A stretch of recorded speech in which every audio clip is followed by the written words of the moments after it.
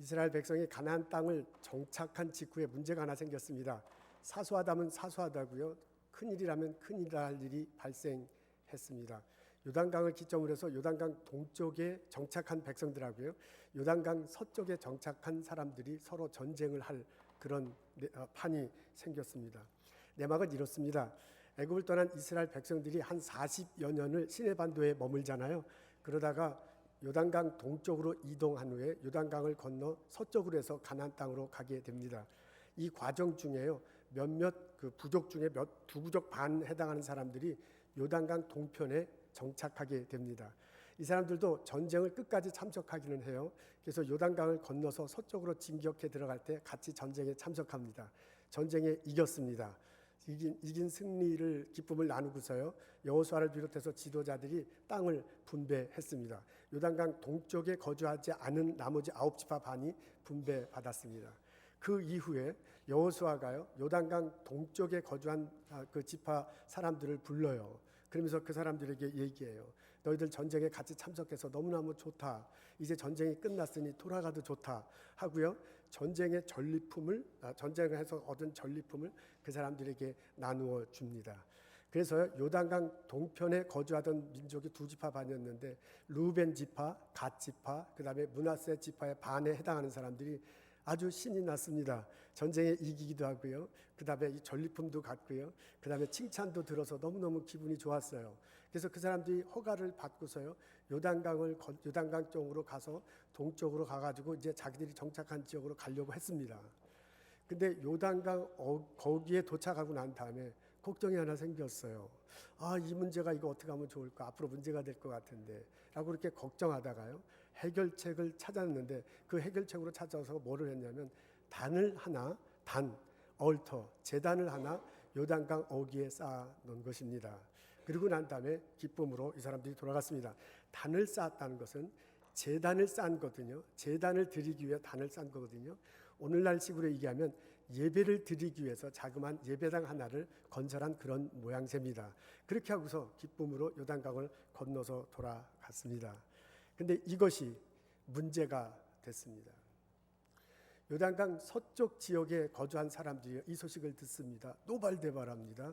그래서 그 사람들이 실로라는 동네에 모여가지고 대책 회의를 합니다. 근데 그 실로에 모였을 때 사람들이 막 흥분해가지고 막 난리가 났어요. 이건 그냥 넘어가서는 절대로 안 된다. 빨리 가서 그 제단을 부숴버리자. 이참에 요단강을 건너 요단강 동편에 있는 사람들을 싹 쓸어버리는 게 어떻겠느냐라는 그런 소리가 막 오고 갔습니다. 이제 막 전쟁이 돌발할 그런 상황이 됐습니다. 그때요, 몇몇 사람들이 제안을 해요.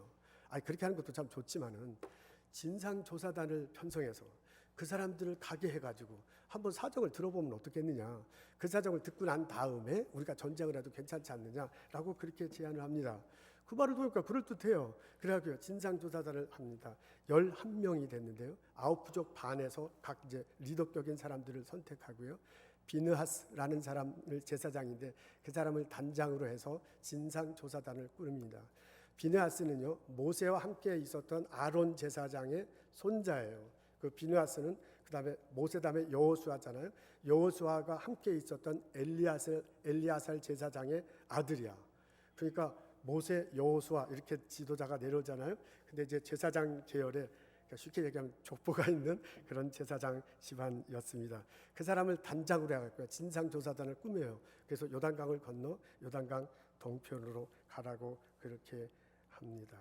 이 사람들이요, 요단강 동편에 이렇게 정착하게 됩니다.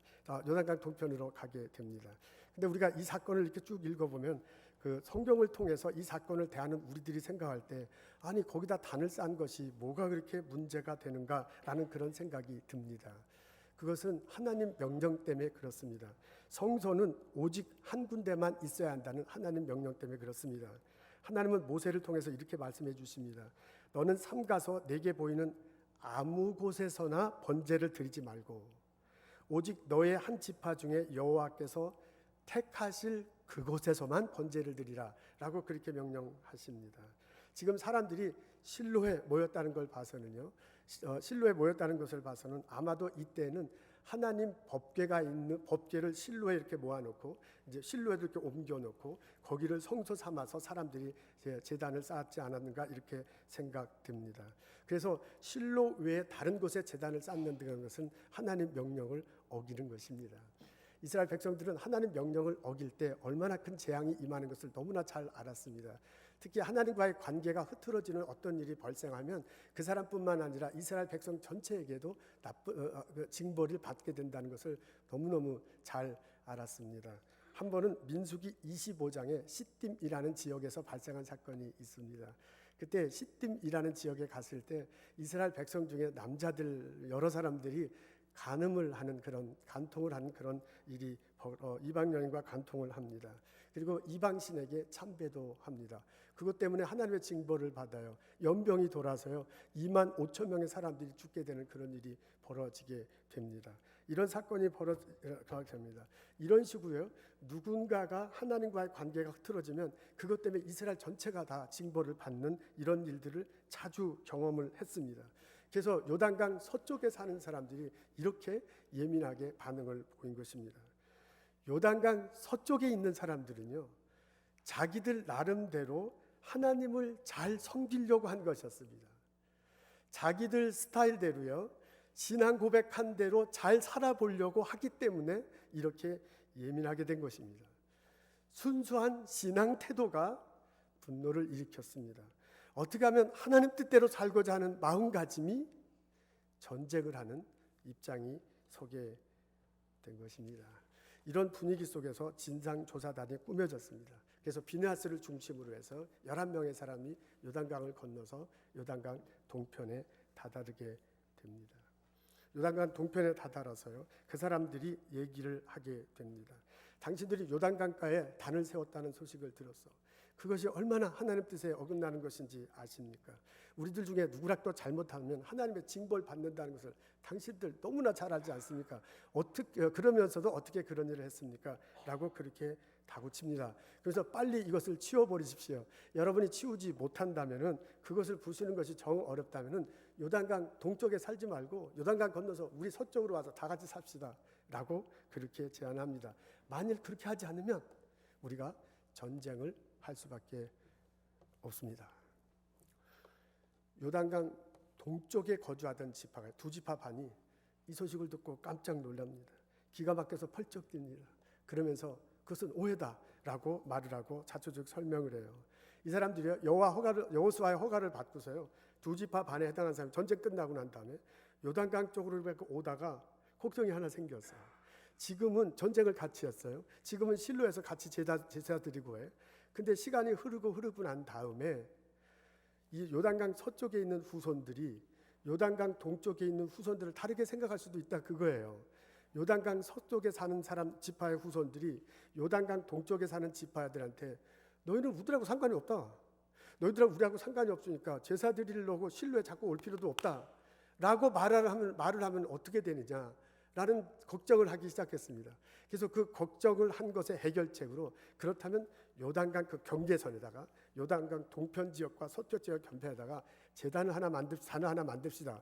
그걸 실로의 것과 똑같은 것들을 만들어 놓읍시다. 그리고 우리 후손들에게 말하기를 요걸 우리가 만들었다. 똑같은 것들을 만들었다라고 말해주자라는 제안을 합니다. 그 제안을 들으니까 동쪽 사람들 생각해서 그게 또 괜찮은 제 아이디어예요. 그래서 만드는 거예요. 그래서 만일 시간이 지나서 후손들끼리 서로 잘 모르는 후손들이 요단강 서쪽 사람들이 요단강 동쪽 사람들에게 너희들 상관이 없다라고 말하면 요 제단을 보여주면 되는 거야. 그러면 똑같은 제단이거든요. 옛날 조상들이 만든 거거든요. 우리도 당신들과 상관이 있다라는 증명이 되고 실로에 가서 제사를 드릴 수 있게 될 거다라는 내용이에요. 그런 뜻으로 요단강 동편에 거주하는 사람이 요단강을 건너가기 직전에 그런 제단을 만들었다라고 이야기한 것입니다. 그러니까 요단강 동쪽 지역에 거주하는 사람들은요, 자기들 나름대로 신앙을 잘 후손들에게 전하기 위함이었습니다. 자기들 나름대로 하나님을 잘 섬기기 위해서 그런 일을 한 것입니다. 이렇게 설명하는 요단강 동쪽 지역에 거주하는 사람들의 심정은 많이 복잡했을 것입니다. 후손들에게 신앙을 잘 전수해줘. 후손들도 서쪽으로 건너가서 실로에서 같이 예배드리고 같이 잘 지내게 하기 위해서 그 목적으로 단을 쌓은 것이거든요. 근데 그것이 반역한 것이다. 그것이 하나님을 거역한 것이다 라고 오해를 받게 됐습니다. 이를 통해서 같은 피를 나눈 동족끼리 같은 전쟁을 한 사람들이 언성을 높이게 됐습니다. 정죄를 하게 됐습니다. 이 판에 와서 전쟁을 할 지경이 되게 됐습니다. 그러니까 요단강 동쪽의 사람들은 동쪽 사람 나름대로 분노가 생겼어요. 마음의 상처가 생겼습니다. 억울합니다. 분합니다. 화가 났을 것입니다. 여러분, 요단강을 기점으로 해서 같은 민족인데요. 요단강을 기점으로 해서 저쪽에 있는 사람도 어떻게 하면 신앙생활 잘 할까 보다 하다고 생각하다가 이 일로 분노가 생겼어요. 여러분, 요단강 동쪽에 사는 사람들요. 어떻게 하면 신앙생활을 잘할까? 우리 후손들도 어떻게 하면 신앙생활을 잘할까 하다가 이렇게 했는데 그것 때문에 문제가 생겨서요. 자기들도 화가 나. 자기들도 분노가 생겼습니다. 둘 다 똑같이 하나님을 잘 섬기기 위해서, 둘 다 똑같이 신앙생활 잘하기 위해서 한 것인데 서로 분노가 생기고 서로 전쟁을 하게 되는 그런 상황이 되었습니다. 진상조사단이 설명을 다 들었습니다. 이제 판단하고 결정을 해야 할 때가 됐습니다. 요단강 서쪽에서 온 진상조사단이요. 요단강 동쪽에서 말한 그 사람들의 설명을 고지곧대로 들을 것인지 아니면 변명으로 들을 것인지를 생각하고 판단해야 할 것입니다. 지금 저 사람이 말한 것이 거짓이다, 잘못이다 이렇게 말할 수 있고요. 저 사람이 말한 것이 진실이다, 정말 그러시구나 라고 둘 중에 하나를 선택해야만 합니다. 어떻게 선택하느냐에 따라서요, 하나님의 진노가 우리 이스라엘 백성 전체에게 내릴 수도 있습니다. 어떤 결정을 하느냐에 따라서 이스라엘 백성들 간에 전쟁을 할 수도 있습니다. 여러분, 요단강 서쪽에서 온 진상조사단이 요단강 동쪽에서 말한 그 사람들의 설명을 다 듣고 난 다음에 어떻게 결정을 했겠습니까? 그 사람들이 좋게 여겼다라고 그렇게 적혀져 있습니다. 오늘 읽은 본문 바로 뒷부분에 30절에 보면 비누아스를 비롯한 진상조사단이요, 요단강 동쪽 사람들이 말한 그 설명을 좋게 들인 거야. 그렇구나 하고 받아들이는 장면을 볼 수 있습니다. 진실로 받아들였고요, 선한 쪽으로 행동을 했습니다. 그래서 좋게 여겼다라고 이렇게 적혀져 있습니다. 여러분, 좋게 여겼다는 말은 다른 말로 표현하자면 나쁘게 여길 수도 있는 거예요. 나쁘게 여길 수도 있고 좋게 여길 수도 있는데 이 상황에서요, 좋게 여기는 쪽으로 생각하고 판단하고 그렇게 행동한 것을 받아들였습니다. 받아들이려는 마음가짐이 있습니다. 이해하려고 하는 마음가짐이 있습니다. 그런 마음가짐을 가지고, 그런 생각을 가지고 좋게 여기는 결정을 했습니다. 여러분, 진상조사단의 그 대표가 비누아스인데 비누아스가 이렇게 선포합니다. 여러분들은 여호와께 죄를 범하지 않았습니다. 여호와 하나님이 우리들 가운데 함께 계심을 내가 볼 수 있습니다 라고 그렇게 말합니다. 여호와 하나님이 우리들과 함께 계십니다. 여러분들은 여호와 하나님께 죄를 범하지 않았습니다 라고 판단하고 그렇게 선포해요. 그 말 끝에요, 오해가 풀렸습니다. 그 말 끝에요, 분노가 사라졌습니다. 그 말 끝에 긴장이 완화됐습니다. 그 말 끝에요, 이제 전쟁은 일어나지 않는구나 라는 안도의 숨을 이 요단강 동쪽 사람들이 쉬게 된 것을 알 수 있습니다. 진상조사단 멤버들이요, 좋게 여겼습니다. 그 사람들이 좋게 여겼기 때문에요, 이제부터는 요단강 서쪽 지역에 사는 사람들과 9지파 반과 요단강 동쪽 지역에 정착하게 된 2지파 반이 서로 화해하고 서로 하나님을 섬기고 살아가면 될 듯한 그런 상황이 됐습니다. 여러분, 진상조사단에서 가장 눈에 띄는 사람은 비느하스 제사장입니다. 11명이 진상조사단이라는데 그 중에 이름 나오는 한 사람, 그 사람 딱 한 사람이에요. 비느하스, 그 사람만 이름이 나옵니다. 그 사람이 진상조사단의 리더입니다. 단장입니다. 그만큼 진상조사단의 그 사람이 단장이기 때문에 그 사람의 생각과요, 그 사람의 삶의 태도와 그 사람의 판단력이 진상조사단 다른 사람에게도 많은 영향을 미쳤을 것입니다. 그러니까 진상조사단의 영향에 의해서 이스라엘 전체에게 이게 그 영향이 파급되는 거라고 하나요. 그러니까 비느하스가 이 대목에서 상당히 눈에 띄는 것을 볼 수 있습니다. 근데 이 비느하스가요, 오늘 본문을 가만히 읽어보면 이 사람이 변했구나 하는 것을 알 수 있습니다. 젊은 시절하고요, 이때는 연세가 어느 정도 됐는지는 모르지만 사실 이 진격하고 들어가고 점령하게 된 이 과정이 복잡하고 길어요. 그래서 어느 정도 세월이 들어갔는지는 사실 모르지만 하여간 젊은 시절보다는 훨씬 세월이 지난 그런 때였는데 젊었을 때하고는 상당히 다른 것을 알 수 있습니다. 비느하스가 젊은 시절에는 피도 눈물도 없는 사람이었습니다. 제가 설교 초반에 시딤에서 벌어진 사건 이야기했잖아요. 시딤에서 남자들이 간음을 합니다. 그래서 하나님 진노가 임합니다. 24,000명이 죽는 사건이 벌어졌습니다. 그때 모세가 너무너무 마음이 답답하고 아파서 하나님께 기도하잖아요. 근데 하나님께서 명령하시기를 그 간음한 남자들 다 죽여라 그랬습니다. 그래서 그 명령 받은 대로 이스라엘 백성들에게 전했는데 아무도 그렇게 하지 않는 거야. 그 남자들을 다 죽이라는 얘기는 우리 아버지 죽는 거고요, 내 남편 죽는 거고 아들이 죽는 거예요. 근데 어떻게 죽여요? 그게 아무도 못해요. 그러니까 이스라엘 백성들이 명령은 들었으면서도 아무도 하지 못하고 그냥 어떻게 하면 좋으냐 하고서 막 울고 있는 그런 상황이었습니다. 근데 남자 중에 한 사람이 또 이방 여인을 데리고 텐트로 들어가는 거야. 그리고 또 거기서 그냥 간음을 하는 거예요. 그것을 청년 한 사람이 바라봅니다. 그리고 창을 들고 가서요, 그 텐트를 확 열고 남자 여자가 얽혀 있는데 거기다 그냥 창으로 찔러버려서 둘 다 죽여버렸어. 그 사람이 누구냐면 비느하스였습니다. 청년 시절에 비느하스는 그렇게 얘기했습니다. 그래서 하나님의 진노가 멈췄습니다. 하나님으로부터 칭찬을 들었습니다. 비느하스가 그런 사람입니다. 비느하스는요, 신앙의 순수성을 지키기 위해서 불도 가리지 않았어요. 그 사람은 신앙의 순수성을 지키고 싶었어요. 그분은 여호와 하나님 말씀대로 살고 싶었습니다. 그 사람은 공동체를 위해서 그랬습니다. 그래서 단 한치도 양보하지 않고요, 그리고 단호하게 행동을 했습니다. 하나님 영광이 조금만 가려도 질투해 하나님 영광을 위해서 분노하던 사람이에요. 하나님 신앙의 순수성을 위해서요, 불같은 성격대로 행동한 사람이 바로 비느하스입니다. 근데 젊은 시절의 그 모습대로, 젊은 시절의 그 패턴이라면 이제 세월이 지나고 제사장이 됐잖아요. 리더가 됐잖아요. 연세가 이제 깊어졌잖아요. 그렇다 하지라도 젊었을 때의 그 신앙의 순수성을 지키기 위한 불같은 성격이 그대로 나타날 수 있거든요. 그렇게 행동할 수 있거든요.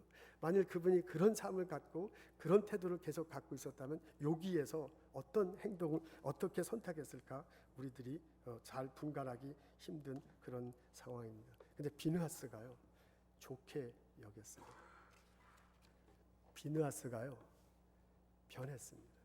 젊었을 때의 비느하스가 아니고 제사장 되었을 때 비느하스는 젊었을 때의 모습과는 확실히 달라진 것을 알 수 있습니다.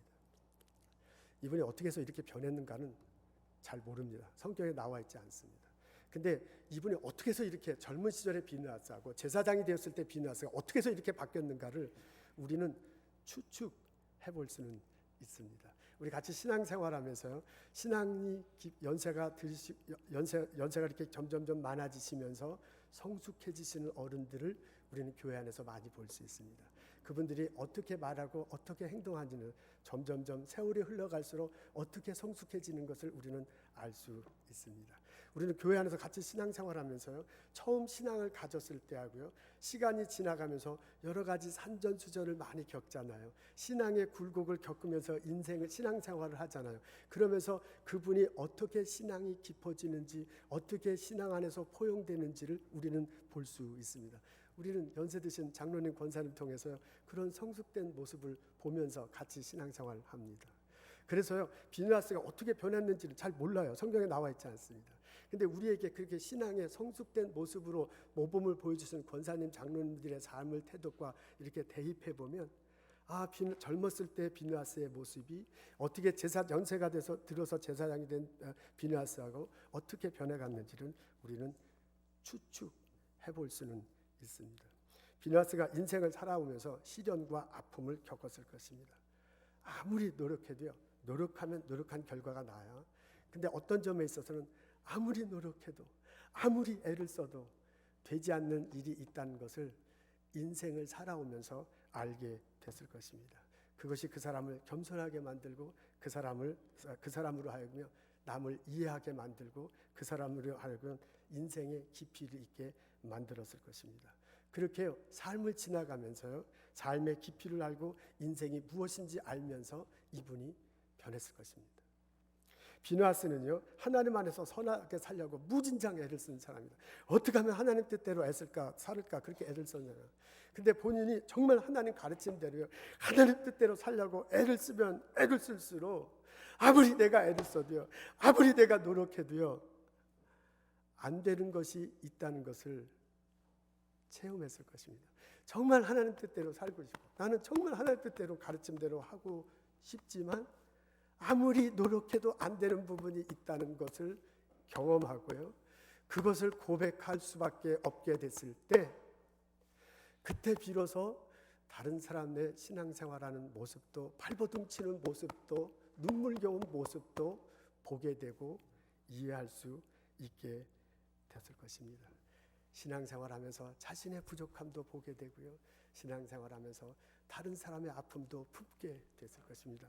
그러면서 아마 이분도 변해가지 않았을까라고 그렇게 추측해 볼 수 있습니다. 비누아스는 나만은 잘 되는 게 아니라 공동체가 잘 되기를 원했던 사람입니다. 그 사람이 창 들고 와서 찔러준 것은 자기 잘 먹고 잘 살기 위함이 아니야. 어떻게 하면 이스라엘 백성이 살까? 우리 공동체가 어떻게 하면 하나님 보시기에 아름다운 공동체가 될까라는 것이 우선이었기, 그래서 한 거거든요.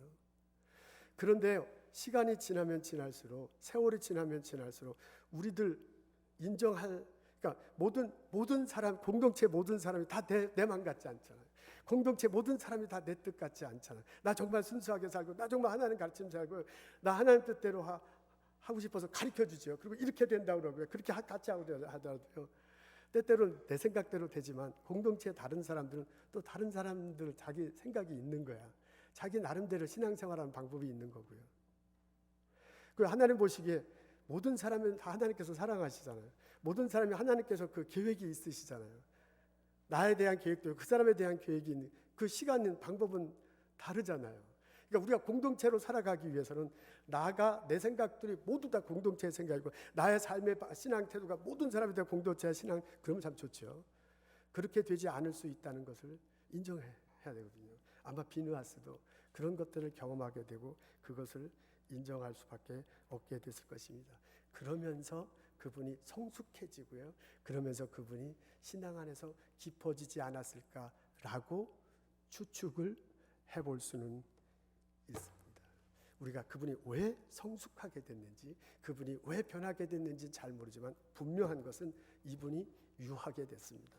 이분이 기다릴 줄 알게 됐습니다. 이분이 참을 줄 알게 됐습니다. 이분이 받아들일 줄 알게 됐습니다. 그럴 수도 있지라고 생각하고요, 좋게 여기는 마음가짐과 판단력과 삶의 태도를 보일 수 있는 넉넉함이, 그런 기쁨이, 그런 인정이 이분에게 생긴 것을 알 수 있습니다. 삶이, 신앙이, 때때로 고통이, 때때로 어려움이 이 사람을 변화시킨 것을 알 수 있습니다. 비느하스는 성숙하게, 세월이 지나면서 성숙하게 변화된 것을 알 수 있습니다. 비느하스의 이렇게 성숙한 변화가 팀 멤버들에게 영향을 주었을 것입니다. 선한 쪽으로 받아들이고 결정하도록 이끌었을 것입니다. 그래서 그 단체가 뭐냐면 좋게 여겼다라고 그렇게 말하는 것을 알 수 있습니다. 여러분, 한쪽에서는요, 신앙의 순수성을 지키기 위해서 분노했습니다. 한쪽에서는요, 신앙이 후손들에게 어떻게 잘 전해질까 하다가 이런 일이 번져서 그것 때문에 분노해. 서로 분노하는 이 와중에요, 이 진상조사장에 들어가고요, 그 리더인 비느하스가 어떻게 얘기하냐면 좋게 여겼어요. 우리 가운데 여호와 하나님이 함께 하십니다. 당신들은 여호와 하나님 앞에서 잘못한 것 없습니다 라고 선포하고요, 그 사람들을 품어줘, 그 사람들을 인정해줘, 그리고 좋게 여기는 것을 볼 수 있습니다. 이 때문에 분노 중간에 서서요, 분노를 사그러뜨리게 됩니다. 전쟁을 평화로 바꿉니다. 수많은 사람을 화해시키고요, 기쁘게 하는 것을 알 수 있습니다. 우리가 하나님 안에서 하나입니다 라고 하나님이 이 자리에 함께 계십니다 라고 선포하고 그것 때문에 기쁨을 나누는 순간을 만난 것을 알 수 있습니다. 한 사람의 성숙한 변화가 그 사람의 성숙한 인격을 통해서 난 생각과 판단이 이런 놀라운 일을 발생하게 한 것을 알 수 있습니다. 세월을 지나며 성숙하게 된 비느하스 그 한 사람을 통해서 이스라엘 온 백성이 여호와 하나님의 함께 하심을 체험하고 서로 화해하는 사건이 벌어지게 됐습니다. 여러분, 우리 신앙생활하다 보면, 교회 생활하다 보면 때때로 갈등과 분쟁의 중간에 딱 서 있을 때가 있습니다. 어떤 경우에요, 신앙의 순수성을 지키기 위해서 그러기도 하다가, 어떤 때는 교회 생활에서 교회를 일 좀 잘해보려고 하다가 불행하게도 나도 모르게 그런 중간에 서 있을 때가 있습니다. 그때 중간에 선 사람이 어떻게 하느냐에 따라서 사건은 많이 달라집니다. 중간에 서 있는 사람이 좋게 여기고요, 선하게 여기면 이 막 갈등이 사라락 사그라집니다. 근데 중간에 선 사람이요, 그걸 나쁜 쪽으로 생각하고, 자기는 나쁜 쪽으로 생각한다고 안 하죠. 그냥 별로 좋지 않은 쪽으로 생각하고 말하기 시작하면 이 갈등과 분열이 빵 폭발해가지고 그냥 와르르 무너지는 것을 알 수 있습니다. 우리 신앙생활하다 보면, 교회 생활하다 보면 이런 경우를 종종 부딪히게 되는데, 바로 그때 어떻게 성숙한 신앙인으로 자라가고 있는 과정 중에 있는 내가 어떻게 해야 할지를 오늘 성경은 말해주고 있습니다. 좋게 여기라. 비느하스가 뭐라고 하면, 우리 여호와 하나님이 이 자리에 함께 여기십니다. 당신은 여호와 하나님께 잘못한 것이 없습니다 라고 하고 좋게 여겼대요. 내가 그리스도를 믿어요. 그리스도 안에서 여호와 하나님께 나가요. 여호와 안에서 우리가 한 형제고 자매입니다. 그 여호와 하나님 은혜 때문에 우리가 이 자리에 있습니다. 그 여호와 하나님 사랑 때문에 이 자리에 있습니다. 우리가 여호와 하나님과 함께 예배하고자 하다 보니 이런 일이 벌어졌습니다. 여호와 하나님이 이 자리에 함께 계십니다라고 고백하고요, 그분의 마음으로, 그분의 눈으로 좋게 여기는 것입니다. 여러분, 갈등의 중간에 섰을 때 서로 화해시키고요, 서로 즐겁게 하고요, 서로 이해시키고요, 서로 사랑하게 만들도록 행동하는 것입니다. 자식과 부모 사이에도 서먹서먹할 수 있습니다. 말하는 친구 사이들 있을 수 있습니다. 교회 와도 얼굴 안 쳐다보는 사람도 있을 수 있습니다. 악수도 안 하는 사람이 있을 수도 있습니다. 우리 교회 있다는 게 아니고 아마 다른 게. 그때 우리 그 중간에 서서 우리가 서로 좋게 여기고 그리스도의 사랑으로 품어주고, 여호와 하나님이 함께 하신다. 비느하스가 그러잖아요. 여호와 하나님이 함께 계십니다. 당신 잘못 없습니다 그러잖아요. 품어주고 같이 사랑을 나누고 같이 신앙생활할 수 있습니다. 여러분, 이것은 신앙의 순수성을 포기하자는 얘기가 아닙니다. 술에 물 탄 듯, 물에 술 탄 듯 신앙생활하자는 것이 아닙니다. 보다 성숙한 신앙인의 마음가짐을 가지고요, 갈등을, 상황을 탄력 있게 이끌어가자는 얘기입니다. 여러분, 이건 좋은 게 좋은 겁니다. 좋은 게 좋은 겁니다. 인생은 짧습니다. 우리 그냥 이렇게 살아갑시다 하고 두리뭉실 넘어가자는 그런 태도가 아닙니다. 나와는 다르지만 저 사람이 분명히 내가 잘못한 게 있거든요. 뭔가 잘못했으니까 그런 일이 벌어지는 거거든요. 그래도 이해해주고 감싸주고 같이 인생 살아가잖아요. 우리도 그렇게 살아왔잖아요. 그렇게 하나님께서 품어주셔서 내가 이 자리에 서 있는 거잖아요. 그 생각을 하고 같이 지내자, 그런 이야기입니다. 마귀가 뱀의 모습으로 와서 한 것은 이간질하는 것입니다. 사람과 사람을 이간질합니다. 사람과 하나님을 이간질합니다. 예수님이 인간의 모습으로 오셔서 한 것은 다리를 놓아준 것입니다. 사람과 하나님과의 다리를 놓아줍니다. 사람과 사람 사이에 다리를 놓아줍니다. 서로 화해시키는 것이 예수님이 하신 일입니다. 내가 예수를 그리스도로 고백한다면, 내가 예수님 이름 때문에 감히 하나님 앞에 나와서 예배드린다면, 내 마음속에 예수님이 있다면 예수님이 하신 그것대로 우리도 말하고 우리도 행동하며 살아가자. 바로 그런 내용입니다. 비느하스하고 진상조사단이요, 요단강을 건너 서쪽으로 돌아갔습니다. 실로로 갑니다. 백성들이 다 9집 반 다 모여갖고 어떻게 하면 좋냐 막 열내고 있어요. 그 사람들에게 기쁨의 소식을 전합니다.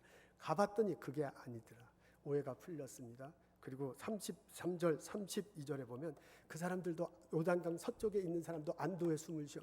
그러면서 그 사람들이요 끝나자마자 막 찬송불로 너무 큰 소리로 찬송불을 부른다 막 그런 대목이 나오는 정도로 돼가 됐습니다. 요단강 동쪽의 사람들도 마음을 놓았습니다. 요단강 서쪽에 있는 사람들도 마음 놓은 것을 볼 수 있습니다.